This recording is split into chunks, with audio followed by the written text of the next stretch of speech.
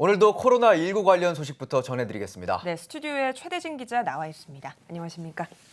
먼저 코로나19 현황부터 짚어주시죠. 네, 코로나19 신규 확진자 증가세가 통계상 주춤하고 있지만 학원, 요양원 등 곳곳에서 산발적인 소규모 집단 감염이 잇따르고 있습니다. 네. 수도권 대유행 사태로 번지는 것 아니냐는 우려를 자아냈던 서울 이태원발 집단 감염과 경기도 부천 쿠팡 물류센터 관련자에 대한 전수조사가 마무리 단계에 접어들면서 외견상 확산세는 수그러드는 모습입니다. 하지만 감염 경로를 모르는 이른바 깜깜이 환자도 지속적으로 나오고 있어 방역당국은 긴장의 끈을 놓지 않고 있습니다. 질병관리본부 중앙방역대책본부에 따르면 2일 자정 기준 국내 코로나19 확진자는 전날 자정보다 38명 늘어난 11,541명이며 사망자는 272명이라고 밝혔습니다. 네. 그렇군요. 깜깜이 환자도 증가하고 또 연쇄 감염 사례도 계속되면서 잠시도 안심할 수 없는 상황인 것 같은데요. 최 기자, 이 코로나와 연관된 이 데이터 폭탄 사례에 대해서 데이터 요금 폭탄 사례에 대해서 또 말씀해 주신다고요? 네, 코로나19가 확산하면서 정부와 방역당국에서는 연일 종교 행사, 실내 체육활동 등 단체 모임에 대한 자제를 당부하고 있는데요. 네. 특히 교회 주일 예배에서 생활 속 거리 두기 실천과 가급적 온라인 예배로의 전환해서 드릴 것을 권고하고 있습니다. 코로나19로 상황은 더 안 좋아지면서 어떻게든 예배를 이어가기 위해 많은 교회들이 노력하고 있고 이를 위해 어렵게 온라인 예배로 전환한 교회들이 많습니다. 그런데 또 다른 큰 어려움을 겪고 있습니다. 바로 데이터 요금 폭탄입니다. 네. 교인들 중 나이가 많은 분들의 경우 대부분 스마트폰 요금이 보통 2만 원 안팎이고 많이 나와야 3만 원 정도입니다. 그런데 자칫 와이파이가 없는 공간이나 와이파이가 켜지지 않은 공간에서 온라인 예배를 드렸을 경우 데이터 사용량이 폭발적으로 증가하기 때문에 적게는 2배에서 많게는 10배 이상 요금이 나올 수 있습니다. 덕소제일교회를 담임하고 있는 박만진 목사의 이야기 한번 들어보시죠. 네. 보통 우리 권사님들이 이제 그 돈이 한 달에 한 2만 원 아니 뭐 3만 원 그게 고정된 금액입니다. 근데 갑자기 우리 권사님 한 분이 뭐 19만 원, 20만 원, 22만 원 이렇게 나왔다는 거예요. 전국에 권사님들이 와이파이 없는 데서 이걸 켰을 때 이런 사태가 나겠다라고 좀 굉장히 좀 심각한 문제입니다. 네, 충분히 일어날 수 있는 일인 것 같은데 미리 교인들한테 좀 알려드려야 될 것 같아요. 그러니까요. 네, 그렇습니다. 앞서 인터뷰에 밝힌 박만진 목사의 경우도 SNS로 교인들에게 데이터 요금을 주의하라고 메시지를 전하며 온라인 예배 참석할 수 있는 링크를 전송했다고 합니다.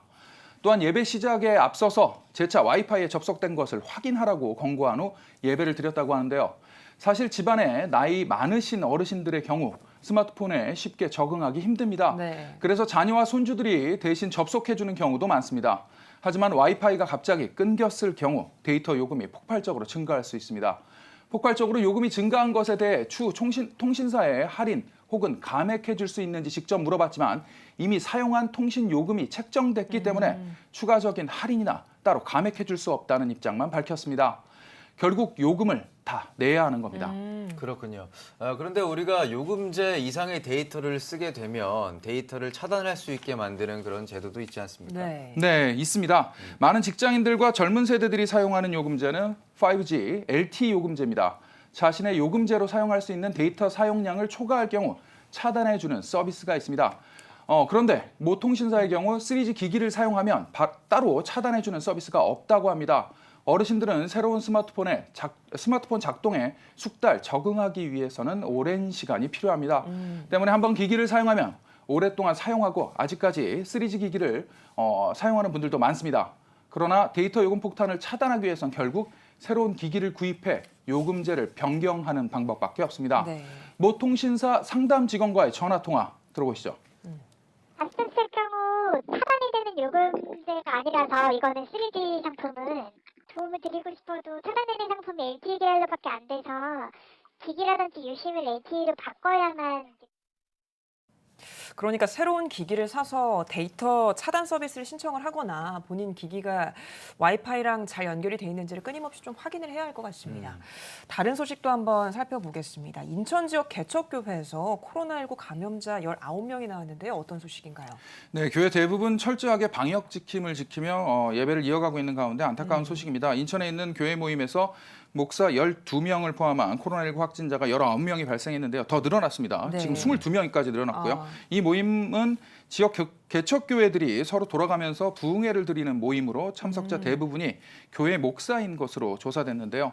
확진자 22명 가운데 목사가 14명이고 네. 사모와 가족 그리고 5명, 그리고 교인 4명이 확인됐습니다. 예. 방역 당국은 당일 모임에 참석한 사람이 확진자 19명을 포함해서 현재까지 파악된 인원 30명이며 이들에 대한 검사를 지금 진행하고 있다고 밝혔습니다. 네. 그렇군요. 참 안타까운데 이게 확진자 한 명으로 인해서 지금 이렇게 확산된 상황이라고 봐야 되는 거죠? 네, 지금까지 16명은 무증상자인 것으로 밝혀졌는데요. 예. 주목할 점입니다. 방역 당국은 한 집단에서 무증상자가 이렇게 많이 나온 사례도 없다고 밝혔습니다. 그렇군요. 무증상자가 많다는 것은 최초 확진 판정을 받은 사람이 전파자가 아닐 가능성도 있다는 말입니다. 네. 정부는 지역사회에서 발생한 코로나19 확진 사례 30건 중 24건이 소모임에서 발생했다며 대면 접촉 소모임에 대한 자제를 재차 촉구하고 있는 상황입니다. 정부는 생활 속 거리두기 체제에서 집단별로 지정해야 하는 방역관리자가 시설 위험별로 위험도를 평가하는 방법과 행동 요령 등에 대해서 담긴 지침을 곧 발표할 예정입니다. 네. 정부와 국민 모두가 방역 수칙을 철저하게 지키면서 코로나19를 지혜롭게 극복해 나가야 할 것 같습니다. 최대진 기자 잘 들었습니다.